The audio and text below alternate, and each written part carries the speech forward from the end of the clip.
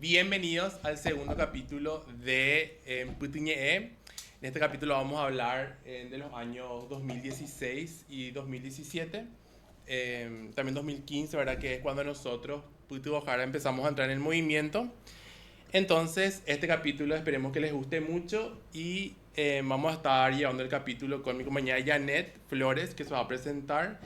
Y bueno, yo, Fer Acosta, soy militante por los derechos sexuales y reproductivos del grupo Somos Putu Ojara y también soy creador de contenido digital de derechos humanos y derechos sexuales y reproductivos también. Janet.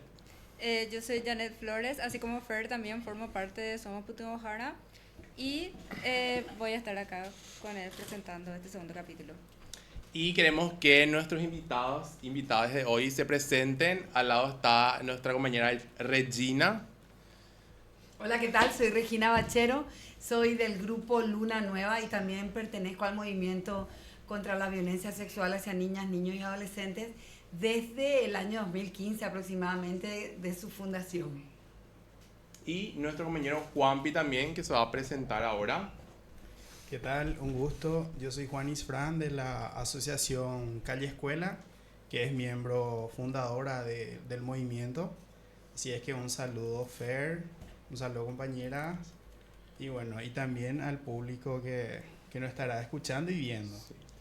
Bueno, como nosotros le dijimos, nosotros hoy queremos hablar un poquito de cómo venimos resistiendo y para eso también le queremos contar algo que es justamente la articulación con otras organizaciones y para nosotros es como muy importante hablar de la articulación que nosotros tenemos con el movimiento contra la violencia sexual hacia niños, niñas, adolescentes, que justamente PUTU también se viene incorporando en el 2015, entonces para nosotros es como re importante contar qué hace el movimiento, qué es el movimiento, porque sabemos que solo no vamos a poder contra tantos retrocesos y contra tantas personas antiderechos, entonces para nosotros articularnos con otras organizaciones aliadas que trabajan derechos humanos también es como muy importante, entonces hoy queremos contarle a todos, ¿verdad?, de qué es lo que trata el movimiento. Entonces queremos preguntarles, ¿verdad?, primero a Reggie, ¿qué es el movimiento? El movimiento es una red. En realidad no tenemos una descripción exacta, pero es una alianza de organizaciones, instituciones, personas que abogan por el tema de mirarnos en cuestiones de la violencia sexual hacia niñas, niños y adolescentes. Veíamos hacia el 2015, lo seguimos viendo, lamentablemente, veíamos como huecos a nivel del discurso, de las prácticas y de las acciones que habían, huecos en la mirada hacia la sexualidad de niñas, niños y adolescentes. Y comenzaban a haber montones de casos y de situaciones en las que se necesitaba una respuesta ciudadana más fuerte. Entonces de ahí fue que a raíz de unas convocatorias que nos habían hecho a nivel regional para pertenecer a un movimiento, nosotros comenzamos a pensarnos en movimiento paraguayo, porque no es solamente un movimiento a nivel de Asunción y Central, sí. Y comenzamos a pensarnos y a aglutinarnos, y bueno, y de ahí fue que surgió nuestro movimiento. Es como un niño mimado para todas y todos, sí. ¿Y cuáles fueron así las primeras actividades que fueron realizadas por el movimiento? Bueno, y el movimiento surge... lo primero que va haciendo es apoyando a algo que ya se venía haciendo entre algunas organizaciones, que era la marcha, ¿verdad? La marcha se venía haciendo desde hacía unos años antes, te voy a mentir, pero creo que es 2013, o un poquito antes incluso. Se venía haciendo una marcha anual en busca de conseguir que se nombre o que se diga como el Día contra el Abuso Sexual al 31 de agosto, de mayo, disculpen. Entonces, se venía movilizando la ciudadanía y el movimiento dice, bueno, nosotros vamos a empezar a apoyar también esto. y ahí se hizo. Y después algunos casos emblemáticos, como ser el caso de Mainumbu, por ejemplo, que bueno, que podemos hablar un poquito más adelante, pero que se dio justo más o menos en la misma época. Entonces el movimiento toma y dice, bueno, a partir de ahora, anualmente, como no tenemos muchos recursos, más que el activismo de las personas y las organizaciones, entonces dijimos, vamos a tomar algún caso emblemático anual como para, bueno, hacer incidencia. Claro, para tomar fuerza y agarrarse. Exacto. Agarrarnos de eso. ¿Y cómo fueron así esas primeras marchas? Bueno, ninguno de ustedes estuvo, ¿verdad? Bueno, eso habla del cambio generacional que también vamos a hablar, que me parece lo más rico que tiene el movimiento. Las marchas fueron marchas inicialmente eran Beca, Base Educativa y Comunitaria de Apoyo, y Luna Nueva. Eran las organizaciones que comenzaron a pensar en eso. Entonces ahí invitaron a otras y ahí se sumó Calle Escuela, se sumaron los CONATs y después se fueron sumando otras organizaciones. Algunas ya no están y otras siguen y pasaron a formar parte del movimiento. Y fueron marchas de incidencia hasta que se consiguió que el 31 de mayo sea el Día Nacional contra el Abuso y la Explotación Sexual, en reconocimiento, en recordatorio sobre todo a Felicita Estigarribia, la niña vendedora que fue asesinada y abusada en Yaguarón, Itagüí, iba a decir. Yaguarón, sí. Y Juanpi, ¿vos te acordás cómo fueron, a partir de qué año más o menos también vos ingresaste en el movimiento? ¿Cómo recordás esas primeras actividades? ¿Siempre fueron marchas? Porque, o sea, sí, siempre fueron marchas porque nosotros nos acordamos como escuchar que antes también hacían como caminatas o bueno, sí, hacían sentatas, porque me imagino que al principio hacían, ¿verdad? Tipo, y con el tiempo fueron cambiando también, tipo, ¿qué te acordás de esa época, de tus inicios en el movimiento, verdad? Sí, cuando eso era un adolescente, yo llegué a participar de las caminatas de antes, cuando eso todavía no se llamaba movimiento. Movimiento viene como desde el 2015, pero antes creo que 2010, creo que empecé a participar en el 2010. Era lustrabotas de la terminal y miembro de la CONATS, que es la Coordinación de Niños Trabajadores. Bueno, entonces como CONATS veníamos de varios asentamientos y espacios públicos, cuando eso la terminal y el mercado abasto, y íbamos para las caminatas. Entonces, histórico es el lugar de convocatoria, la Plaza Uruguaya. Entonces ahí nos preparábamos, preparábamos los cánticos, preparábamos los carteles, inclusive las caritas pintadas. Las primeras caminatas usábamos globos, después descubrimos que era mejor sin globos.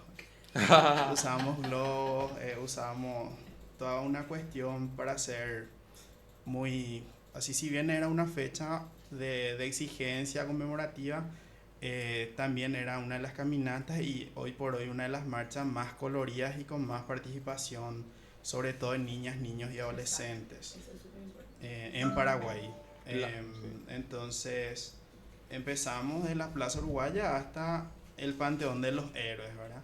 Cuando tratamos de que sea cercano al 31 de mayo, solía ser 1 o 3 de junio o antes, porque en mayo eran los exámenes, ¿verdad? de los chicos, entonces pasamos, pero o sea, siempre era sábado. Claro, sí. Y a veces, por ejemplo, venía como que en un año creo que llovió tanto, hicimos como una sentata dentro del ferrocarril, que es algo histórico que queda, ¿verdad? Para no mojarme, entonces hicimos en el ferrocarril. Entonces, desde ese momento, bueno, ya formalizando el movimiento en sí, las acciones pasaron de marchas, incorporamos la cuestión de las ferias, sí. Que es, bueno, histórico también de Puti trae la feria al movimiento. Entonces el movimiento toma y conjuntamente empezamos a hacer las ferias por educación integral de la sexualidad. También un componente que bueno, creció bastante es el de comunicación. Empezamos a hacer las campañas, empezamos a visitar los medios de comunicación, empezamos a tener los grupos de vocería, de elaboración de contenido y todo eso pudimos hacer porque el movimiento integra personas con diversas profesiones, también niños, niñas y adolescentes con protagonismo y capacidad creativa, ¿verdad? Que vienen e instalan. Sí. Y bueno, y este año, por ejemplo, vamos a organizar la marcha número 17. Spoiler. Pero justo me quedé con algo que decías que, o sea, para que la gente sepa también que esta es una marcha, por más que sea como una fecha muy, o sea, que toca temas muy delicados, o sea, si ustedes ven la marcha es como una marcha muy colorida, hay como mucho ruido, tipo mucha agitación, y es porque también la marcha es llevada y también es pensada por niños, niñas y adolescentes, entonces es como una marcha súper linda en ese sentido, porque la marcha también lo construyen adolescentes y jóvenes, ¿verdad? Y me hace llevar nomás la pregunta, ¿verdad? Tipo, de cómo eran antes esto. Ustedes decían que querían como instalar la fecha para que sea recordada a nivel nacional, ¿verdad? Tipo, pero ¿cómo reaccionaba la ciudadanía? O sea, ¿cuál era la necesidad? Porque ustedes en algún momento dijeron, tenemos que ser un movimiento. Pero ¿qué pasaba en ese? O sea, me imagino yo que en esa época también, como ahora, siguen habiendo muchos casos de abusos, ¿verdad? Pero ¿cuál fue como la decisión para que ustedes digan, tenemos que organizarnos, tenemos que tomar fuerza, hacer un movimiento y cómo la gente tomaba las primeras acciones que hacía el movimiento, ¿verdad? Porque hoy por hoy, por ejemplo, yo veo como las acciones del movimiento como que están teniendo como mucha más fuerza porque cada vez más familias de sobrevivientes se van sumando a las marchas, más juventudes incluso se reconocen con la marcha y se identifican y apoyan la marcha, entonces me imagino que eso habrá llevado también tiempo, entonces queremos saber cómo, en ese aspecto, cómo eran las primeras actividades del movimiento. Y mira, comenzamos de a poquito, ¿verdad? Como te decía, algunas organizaciones, pero una impronta que tuvieron siempre las marchas, que es lo que decía Juanpi, fue que trabajábamos mucho con organizaciones con niños, niñas y adolescentes.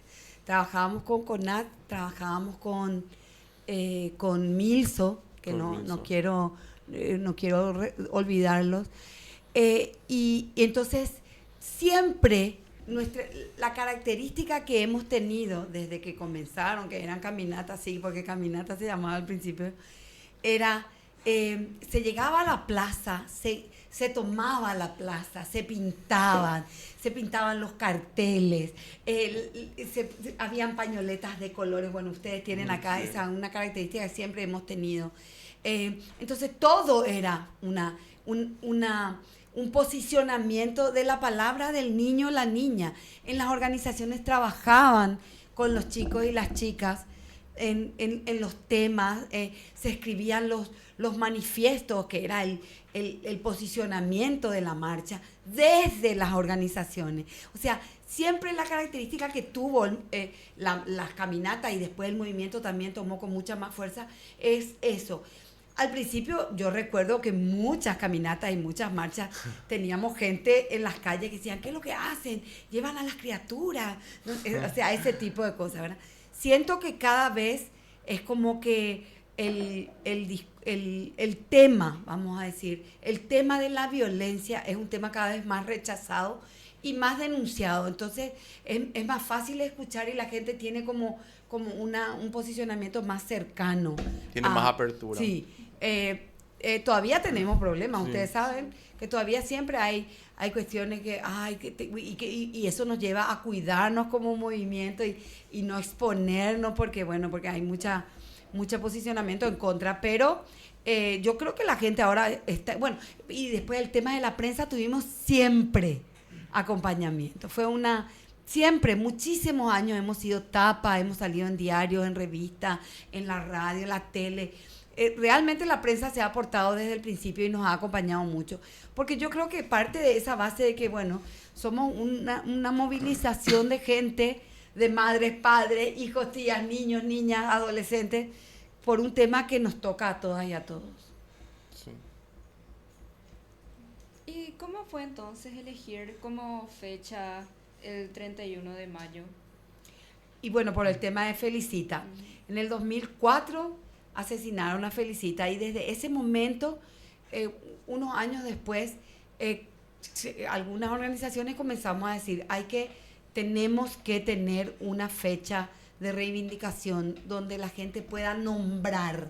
Porque Claro. lo que no se nombra, bueno, existe. Sí. Entonces, tenemos que nombrar el abuso, tenemos que nombrar la violencia. Entonces, ¿cómo podemos nombrar? Bueno, primero lo que el Estado reconozca un día nacional en donde se aboquen. Y bueno, hoy es un día nacional. Hoy hay una campaña desde el Estado que es el Lazo Verde, que surge a partir de ese día. Y bueno, y no solamente a nivel central, sino en todos los municipios, departamentos. En la mayoría se trabaja en el mes de mayo como el tema de no al abuso. Entonces, Que a veces tienen como, hablando como de Lazo Verde, a veces tienen como, siento que narrativas que no se acoplan tanto o que sobrecargan un poquito, por ejemplo, las familias, ¿verdad? Tipo, todo es la familia. Viste que nosotros de la sociedad civil siempre decimos, bueno, el Estado tiene que actuar, el Estado tiene que proteger. Es un logro igual que hoy el ministerio trabaje en todo lo que es prevención del abuso, ¿verdad? Desde todos sus ministerios, ¿verdad? Pero como todo, tiene todavía cosas que mejorar. yo no sé si en este podcast se puede hablar del retroceso que se ha vivido Sí. en los últimos años, se puede hablar. Sí. Porque en realidad, Juanpi, hay un retroceso enorme. Hemos llegado a momentos en la vida donde podíamos hablar de educación integral de la sexualidad y ahora resulta ser que hablar de género es un pecado mortal y somos todos pro Criminal. aborto y pro no sé qué, criminales y no es así. Ese es un tema muy, muy jodido donde se ha retrocedido bastante. Y es lo que vos decís, sí, todavía le falta mucho, claro. Y es como el paso del cangrejo, que se avanza uno y Sí. se retrocede en 3 o 4, ¿verdad? Y bueno, pero para eso estamos como sociedad civil. Claro. Y para eso nos organizamos y tratamos de que se nos escuche, a pesar de...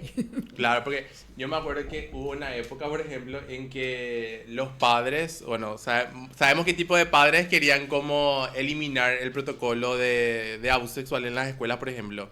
Y el ministerio, le ves ahí al ministerio tambaleando y dudando si tiene que sí o no, y evidentemente que no, ¿verdad? Pero como esas cuestiones, por ejemplo, va a dudar cuando hablamos de la protección de niños, por ejemplo, ¿verdad? Y con esto justamente hablando de estos retrocesos, queremos saber si en algún momento, ustedes identifican como algún momento desafiante que tuvimos en esa época como movimiento. Quien quiera responder, ¿verdad? Tipo el caso, por ejemplo, de Mainumbu, de Panambi. Sí, y básicamente creo que esos dos casos son los que son más emblemáticos. Mainumbu. Tuvimos también Panambi. ¿te acuerdas de la denuncia de abuso de los sacerdotes? ¿Te Claro, de los acuerdas? sacerdotes, la piedra en el... Sí, Y sí. pueden contarnos un caso así que ustedes recuerden con mayor claridad. Bueno, a mí, por ejemplo, el tema de los sacerdotes me parece, porque el caso de Mainumbu es como mucho más conocido. Es una niña porque tenía 10 o 11 años tenía, cuando la obligaron a ser madre, ¿verdad? Y ese acompañamos a la familia, intentamos que el ministerio tenga como una mirada más institucional y yo creo que en alguna medida se consiguió, pero como dentro de esos casos también en un momento en que no se hablaba mucho del abuso en los espacios religiosos, ¿verdad? Tuvimos un llamado de un sacerdote en Paso Yobay y acompañamos en un seminario a la denuncia que se hicieron a 3 o 4 jóvenes en ese momento de abuso por parte de religiosos y acompañamos legalmente. Porque lo que tiene que entender la gente, mucha gente dice, ay, estas ONG que tienen mucha plata y no sé. Y en realidad, primero no tenemos mucha plata, no tenemos, señora, señor, mucha plata. Ojalá. Hacemos lo que podemos. Y después, a veces el dinero que nos dan las instituciones que nos donan, no nos dan nos dan bien acotado para esto o tal cosa. Entonces, lógico, la mayoría de las cosas que hacemos fuera de eso es cuestión de activismo o de compromiso, porque eso es lo que hacemos, ¿verdad? Entonces, bueno, en ese fuimos a acompañar a los jóvenes, acompañamos legalmente con compañeras abogadas. Y para mí decimos que son casos emblemáticos, no decimos que vamos a cambiar el mundo, no, porque Sí. no pasa por ahí. Pero si de a una podemos incidir en las cabecitas de niñas, de niños, de alguna familia, yo creo que es más que suficiente. Sí, ahí también, o sea, a nosotros nos resulta desafiante por la cuestión de que uno llega, bueno, llega a alzar la voz y después con qué se encuentra, ¿verdad? Se encuentra básicamente con un Estado que no, con sus políticas públicas deficientes, si bien ha avanzado en programas, por ejemplo, como el PAIVAS, que tiene atención psicológica y demás, y varias cuestiones, está muy centrado en Asunción. También. Y por fuera no hay, ¿verdad? Entonces, Ciudad Mujer, si bien es para mujeres, su enfoque es muy para jóvenes adultas, ¿verdad? Sí. Y poco y nada del enfoque de niños y adolescentes. Y bueno, y también está en Central, en Villa Lisa, ¿verdad? No está en otro lado. Entonces, básicamente, las víctimas denuncian y quedan como que, o sea, las familias tienen que llevar el caso, invertir mucho para que siga el proceso. Y bueno, y generalmente termina en la cuestión del silencio, ¿verdad? Uno se queda impune, o sea, se queda, no sé, cabizbajo y no continúa con el proceso. Y son esos desafíos lo que encontramos mucho hoy en día, ¿verdad? Y bueno, hay una pregunta que yo les quiero hacer, ¿verdad? Que justamente va relacionado con con lo que quiero decir ahora, es que justamente a nosotros en ese momento como Putu Ojar nos pareció como re importante poder incorporarnos, ¿verdad? Porque Putu Ojar es un grupo de militancia, un grupo juvenil y que también tiene adolescentes, ¿verdad? Y tenemos esto como de nuestra bandera por la educación integral de la sexualidad, ¿verdad? Entonces para nosotros era como súper importante, para poder resistir y poder hacer como frente o poder no decaernos en ese sentido y sumar fuerzas, pero también como para poder posicionar la AIDS, para poder abordarlo, porque hoy sabemos que la educación sexual integral sí salva vidas, también previene abusos sexuales, ¿verdad? Y eso es algo que nosotros hoy en día vemos que está muy posicionado acá y es como algo esperanzador porque realmente la gente hoy entiende que la educación sexual integral es súper necesario, es muchísimo más necesario para los niños, niños adolescentes, para que puedan identificar por las situaciones que están pasando. Entonces vos hoy ves una noticia de abuso sexual en las noticias y ves que la gente ya dice, ya, esto es por falta de educación sexual. O sea, ¿cuándo vamos a tener una política de educación sexual?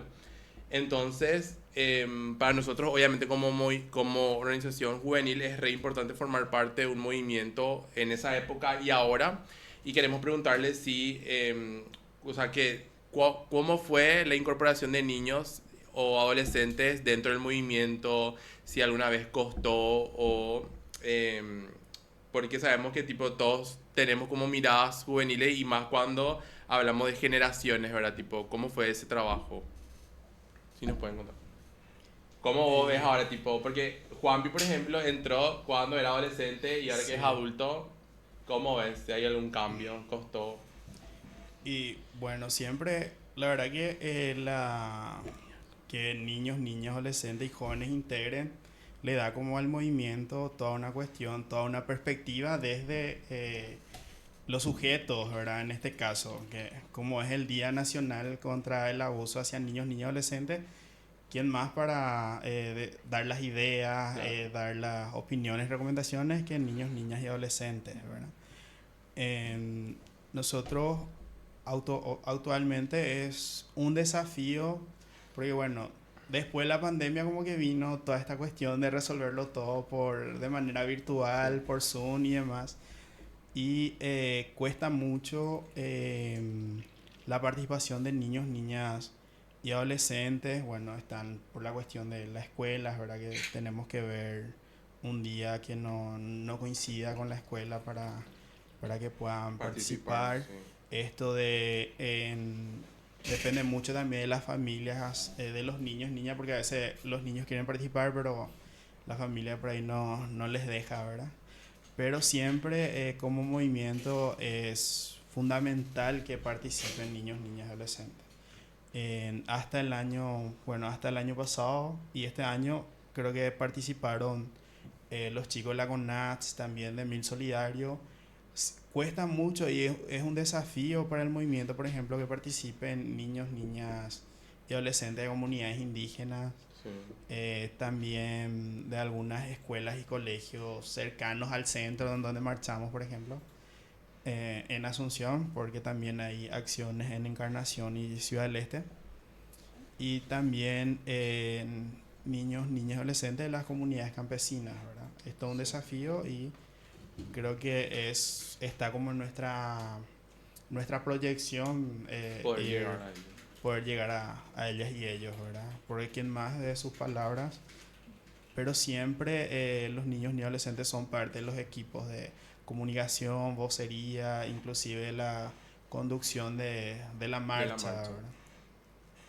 Sí, sumando a lo que dice Juanpi, yo creo que es uno de los pocos movimientos que tiene tanta participación de niños, niñas y adolescentes, ¿verdad? A nivel nacional, por lo menos, yo te diría que no conozco luego prácticamente otros. Sí hay movimientos de adolescentes exclusivamente, pero así intergeneracional creo que no conozco, de verdad, a lo mejor existe. Y lo que yo siento como una persona adulta, porque es que es la fuerza que nos viene empujando. De verdad les digo, yo siento que es el relevo, el recambio, pero en este momento es el acompañamiento y es eso, es la cara porque son los y las chicas las que dan sus voces para todo lo que es la parte comunicacional, para todo. Son los que escriben, los que leen los manifiestos. O sea, realmente es una fuerza, le da muchísima fuerza a un movimiento que de lo contrario sería un movimiento de personas comprometidas, pero sin ese empuje del viento joven, de verdad. Para mí es importantísimo. Es una de las cosas más importantes que tiene el movimiento. Y es algo tan necesario tener en cuenta las voces de los De niños. todo, ¿verdad? Sí, particularmente al hablar de este tema. Y en cuanto a las acciones que se llevan haciendo estos últimos años, ¿cuáles serían? Por ejemplo, está la campaña 9 de agosto, que también se hace no solo acá en Paraguay, sino que en Bolivia también, si es que mal no recuerdo. En muchos En lados. muchos países. Sí, creo que 18 países son lo del 9 de agosto. Empezamos a incorporarlo hace 2 años. Tuvimos como un encuentro con un movimiento que se llama Valientes, que es un movimiento de personas, de jóvenes y adultos sobrevivientes de violencia sexual. Entonces, como movimiento empezamos a hablar nosotros qué pasa después de la denuncia, ¿verdad? Entonces, nuestra campaña el 9 de agosto es instalar el día de resarcimiento a las víctimas, ¿verdad?, de violencia sexual. Entonces empezamos a hacer sobre todo acciones comunicacionales. El año pasado hicimos también acciones presenciales. Por ejemplo, en Asunción hicimos la ronda solidaria. En Encarnación hicimos toda una cuestión de pintata, y al igual que en Ciudad del Este. Entonces, como movimiento, como las organizaciones que integramos el movimiento, vamos como que planificando qué acciones vamos a hacer, ¿verdad? En el movimiento estamos en más de 10 organizaciones. También, aparte de la actividad, bueno, hacemos la del 31 de mayo, la del 9 de agosto. También instalamos, creo que hace 3 años, la Feria por la Educación Integrada de la Sexualidad. En principio, ahora mismo estamos haciendo en Central. Creo que más adelante queremos como que instalar en las demás ciudades, ¿verdad? Y es una feria en donde participan, o sea, hacemos en San Lorenzo, cerca de escuelas y universidades, entonces participan mucha población de niños, adolescentes y jóvenes estudiantes. Entonces, cada organización, invitamos a otras organizaciones para instalar un stand.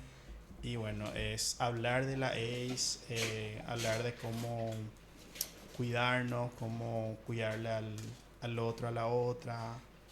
Y ¿Dónde pueden acudir? Dónde pueden acudir en caso de cualquier violencia o cualquier duda también.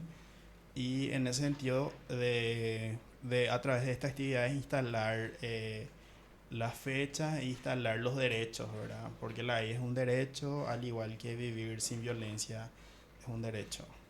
Claro, y esto también porque nosotros, bueno, sabemos que hoy en Paraguay hay educación sexual, ¿verdad? Pero capaz no sea la más adecuada, ¿verdad? Porque no contamos con una política pública de educación sexual. Al no contar con una política de educación sexual integral, cualquiera enseña lo que puede con los recursos que tiene. Capaz me diga, sí, pero en mi escuela di esto, pero no en todas las escuelas. No hay como, capaz los materiales no tienen un rigor científico.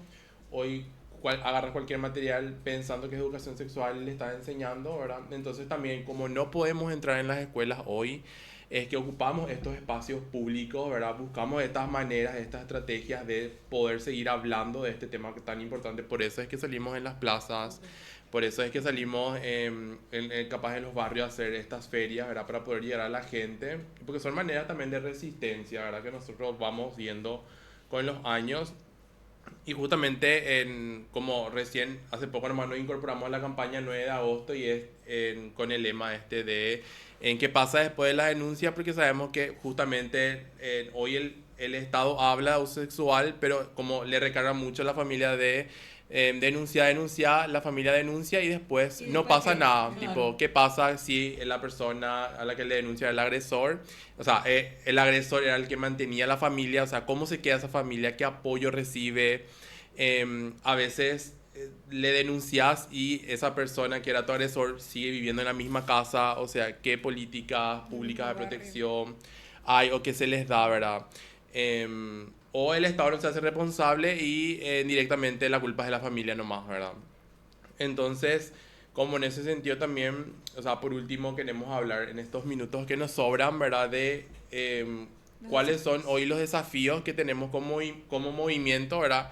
Yo, por ejemplo, quisiera decir así algo breve que es, por ejemplo, a partir de este año, por ejemplo, se va a implementar un manual de educación sexual de parte del Ministerio de Educación, llamado EASE, que es Educación Sexual para la Afectividad en las Escuelas, que tiene muchísimos sesgos religiosos, habla mucho del silenciamiento en los niños, ¿verdad? Que es súper terrible, entonces es como un material que vulnera los derechos de los niños porque les enseña a los niños a ser obedientes, a ser obedientes ciegamente, a mostrar silencio, porque eso a los padres les gustan. Entonces, ¿cómo les enseñas eso a los niños, siendo que el mayor porcentaje de abuso sexual se da en las casas o en entornos familiares, ¿verdad? Y que hoy, por ejemplo, el ministerio, de tanto que nosotros elegimos, no implemente ese libro, tipo, se sigue negando y hoy se va a implementar en las escuelas públicas. Entonces, para nosotros nosotros como movimiento creo que es uno de los desafíos más actuales que tenemos para trabajar este año, ¿verdad? Porque va a vulnerar a muchas infancias, probablemente. Y si quieren decir como algún desafío más que ustedes ven, porque sabemos que un desafío igual es el de trabajar con los ministerios, es un desafío siempre, parece que siempre lo va a hacer, pero siempre tuvimos ese desafío, pero aparte si creen que hay uno más. Y no sé, como desafío y histórico, ¿verdad? Es esto de un Paraguay sin violencia sexual a niños, adolescentes, bueno, a nadie. en una educación integral a la sexualidad bueno, que sirva con rigor científico y no esto que quieren instalar. Ahí también hay como un juego de, no sé, el Ministerio de la Niñez regla campaña contra el abuso y demás, y viene el Ministerio de Educación, te presenta esto, ¿verdad? Sí. Como un versus de ministerios. Bueno, ahí también el panorama es muy desafiante también para nosotros, para las organizaciones, la sociedad civil, con esta cuestión de la ley anti-ONGs. Bueno, y igual yo creo que el movimiento en sí es como, no sé, es un mensaje esperanzador, más familias, más organizaciones se van sumando. Entonces creo que la cuestión como movimiento, la cuestión aglutinadora, creo que va a enfrentar esos desafíos, ¿verdad? Sí, mientras hablaba, Juanpi pensaba, un panorama desalentador, pensaba yo, y él dijo desafiante, y me encanta porque es poner el acento en lo que estamos acostumbrados, que son los desafíos, ¿verdad? Y sí, yo creo que el principal desafío que tenemos es seguir llamando a las cosas por su nombre, claro, sacando los velos de misterio y de oscurantismo que se quieren poner, y poner luz y poner el amor de verdad, no el amor del que hablan ellos, el afecto, entre comillas lo digo, poner el amor, porque como diría Bad Bunny, lo único más fuerte que el odio es el amor, viejo, y eso es lo que nos moviliza, nos movilizó y nos va a seguir movilizando. Sí, qué genial, Dios mío. Y bueno, por sobre todo, o sea, esto nos va a servir también como para documentar todos estos años, ¿verdad? Ojalá que cuando en 15 años volvamos a hablar o queramos documentar, contemos más cosas. Esa vez en el farolito.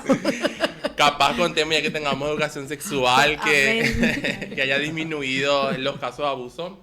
Y bueno, invitarle a la gente, porque cuando salga este capítulo vamos a estar muy cerca ya del 31 y seguro que nos vamos a ir viendo en las calles y en las actividades del movimiento. Entonces, bueno, que nos sigan las redes sociales de PUTU y nos vemos en el próximo capítulo, el capítulo número 3. Así que, bueno, un gusto tenerles hoy en este capítulo, compañeros. Gracias y fuerza. Y fuerza. Nos vemos en las calles. No, girl.